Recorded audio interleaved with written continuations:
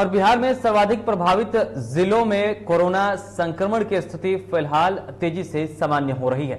बात करें तो बिहार के 38 जिलों में से 37 जिलों में 100 से कम नए संक्रमित मिले हैं। वहीं सूबे में पिछले 24 घंटे में 1158 नए संक्रमितों की पहचान की गई है, जिसमें सबसे अधिक पटना जिले में 126 मरीज मिले हैं। इसके अलावा अगर भागलपुर की बात कर लें तो यहां से मुजफ्फरपुर से गया, पूर्णिया, सहरसा, सारण, इसके अलावा मुंगेर, दरभंगा में भी नए संक्रमित मरीजों की पहचान हुई है और यहां तेजी से आंकड़े कम हो रहे हैं। वहीं अगर पीछे बीते 24 घंटे की बात करें तो मरने वालों की संख्या 48 हो गई।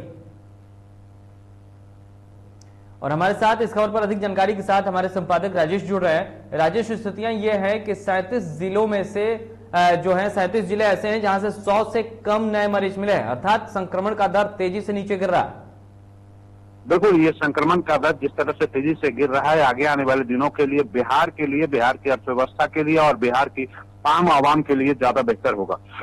लेकिन कल हम लोग जिस तरह से देखे, जैसे ही 2 बजे तक जो बाजार खुली, उसके बाद का जो बाजार का नजारा था वो काफी डराने वाला था। अविनाश, आप भी कई जगह आप बाहर निकले थे और मैं भी कल कई जगह बाहर निकला, तो ये चिंता का भीड़ देखने के बाद थोड़ी चिंता हो रही थी कि आखिर अगर इस तरह का भीड़ मार्केट में दिखेगा, लोग इकट्ठा होंगे, तो शायद जो भी संक्रमण का दर कम गया है तो शायद एक बार फिर कहीं संक्रमण का दर बढ़ ना जाए। तो ऐसे में सबसे बड़ी जवाबदेही है आम आवाम की जवाबदेही है। बाजार खुलने लगे हैं, 2 बजे तक बाजार खुल रहे हैं और अगर हम बाहर निकलेंगे और बेपरवाह कई ऐसे लोग थे जो न मास्क लगा रखे थे और न ही सोशल डिस्टेंसिंग का पालन कर रहे थे, तो ये एक बड़ी खतरनाक स्थिति हो सकती है। और सबसे बड़ी बात यह है कि अगर हम लोग सजग और सतर्क ना रहें तो जो तीसरे लहर की बात जो की जा रही है और ऐसे हालात में हम तीसरे लहर में प्रवेश कर जाएंगे, तो ऐसे स्थिति में जरूरत इस बात की है कि जो कोरोना गाइडलाइन है उसको पालन करें और संक्रमण का दर जो कम रहा है, लगातार कम रहा है, उसे हम और 0 पर ले आए। जब तक 0% पर नहीं लाएं तब तक बेहतर होगा। ना तो सरकार चैन से बैठे और न बिहार की आम आवाम और देश की आवाम चैन से न बैठे, बल्कि इस पूरे मामले पर गंभीरता से विचार करे। बिल्कुल, गंभीरता से विचार करके अपनी स्थितियों को संभालने की जरूरत है और स्थितियों को संभाले बिना स्थितियां कंट्रोल में नहीं हो सकती हैं।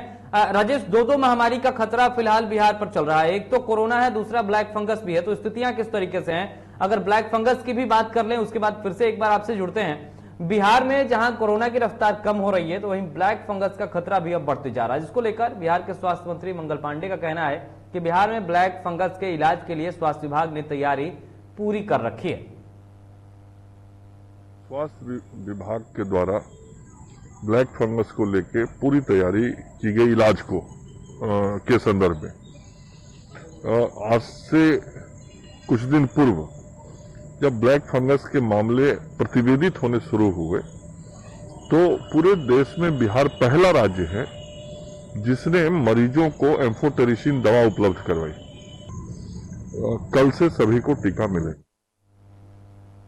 तो आपने सुना कि बिहार के स्वास्थ्य मंत्री मंगल पांडे क्या कुछ कह रहे हैं। हमारे साथ हमारे संपादक राजेश फोन लाइन पर जुड़े हुए हैं। राजेश, स्वास्थ्य मंत्री मंगल पांडे का यह कहना है कि ब्लैक फंगस को लेकर स्वास्थ्य विभाग ने तैयारी कर रखी है और तैयारियां और तेज की जा रही हैं, लेकिन स्थिति यह है कि पहले कोरोना से निपटेंगे, उसके बाद तो ब्लैक फंगस पे जाएंगे, क्योंकि कई बार हमने देखा है कि कोरोना की जांच कराने के लिए ही मरीजों को घंटों इंतजार करना पड़ जाता है और इसमें कई बड़ी घटनाएं भी हो जाती हैं।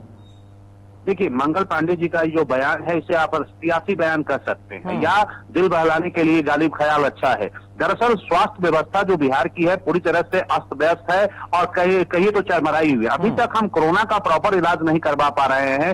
राजधानी पटना के जो बड़े अस्पताल हैं वहां पर प्रॉपर व्यवस्थाएं नहीं है। तो आप कल्पना कीजिए कि सुदूरवर्ती अगर इलाका होगा, अररिया, किशनगंज और इधर रोहतास का कोई इलाका होगा, तो वहां हम क्या व्यवस्था कर पाएंगे और वहां क्या ब्लैक फंगस की व्यवस्था होगी? बिल्कुल। तो ये सिर्फ एक सियासी बयानबाजी आप कह सकते हैं। सच्चाई ये है कि स्वास्थ्य व्यवस्था अभी हमारी उस स्थिति में नहीं है कि ब्लैक फंगस जैसी बीमारी को लेकर हम उसका विरोध कर सकें, हम उससे लड़ सकें।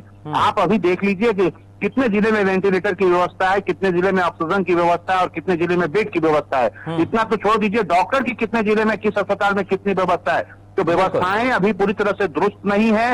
ये जो बयान दिया जा रहा है ये सिर्फ बयान है, कह सकते हैं एक हवा में बयानबाजी की जा रही है। सच्चाई ये नहीं है। हालांकि सच्चाई ग्राउंड लेवल पर उन्हें भी पता है। बिल्कुल। मंत्री जी को ही पता है कि हम क्या बोल रहे हैं, लेकिन ये उनकी मजबूरी है, इस तरह से वो बयान दे रहे हैं। सच्चाई ये नहीं है, अभी प्रॉपर तरीके से हम उस स्थिति में नहीं है कि ना हम कोरोना से लड़ पाए, ना ब्लैक फंगस से लड़ पाए। बिल्कुल तो बिल्कुल जिस तरीके से स्थितियां हैं कि अभी स्थिति वो नहीं है कि हम एक तरफ कोरोना से भी लड़ रहे हैं और दूसरी तरफ ब्लैक फंगस से भी लड़ रहे हैं, इस पर काम करने की जरूरत है।